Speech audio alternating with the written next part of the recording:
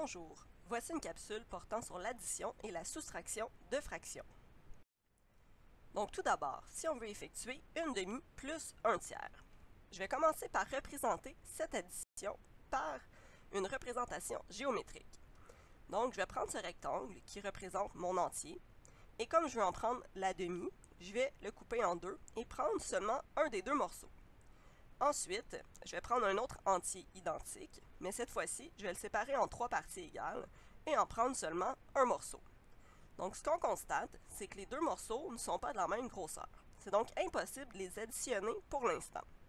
Ce qu'on va faire, c'est essayer de diviser ces morceaux pour qu'on ait des morceaux qui sont de même dimension dans les deux entiers. Donc, ce qu'on réalise, c'est que si on divise notre entier en 6 parties égales, on serait capable d'avoir des fractions qu'on appelle équivalentes. Donc, une demi serait en réalité 3 sixièmes et un tiers est représenté par 2 sixièmes.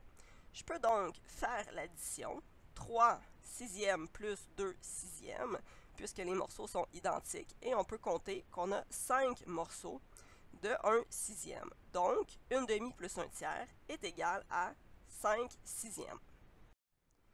On peut procéder de la même façon lorsqu'on a une soustraction. Donc, si je prends un entier que je sépare en 5 parties égales et que j'en prends 2 parties, et que je lui enlève donc 4 neuvièmes, je vais donc séparer mon entier en 9 parties égales et je vais en prendre 4 morceaux. Bien, présentement, je ne peux pas faire la soustraction parce que je n'ai pas des morceaux de grandeur identiques. Par contre, je peux subdiviser mes deux entiers en 45 parties égales. Et à ce moment, je constate que j'ai 18 morceaux de 1/45e et 20 morceaux de 1/45e. On peut donc faire 18 45e moins 20 45e. Et à partir de là, puisque les morceaux sont identiques, ce qu'on constate, c'est qu'il nous manque 2 morceaux de 1/45e pour pouvoir faire la soustraction. Donc, on a une réponse négative, moins 2 45e, puisqu'il nous manque 2 morceaux de 45e.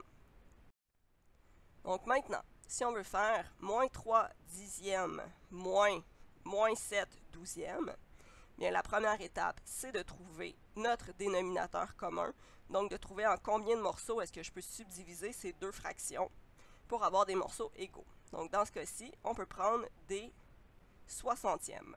Donc, moins 3 dixièmes va devenir moins 18 soixantièmes et moins 7 douzièmes va devenir moins 35 soixantièmes.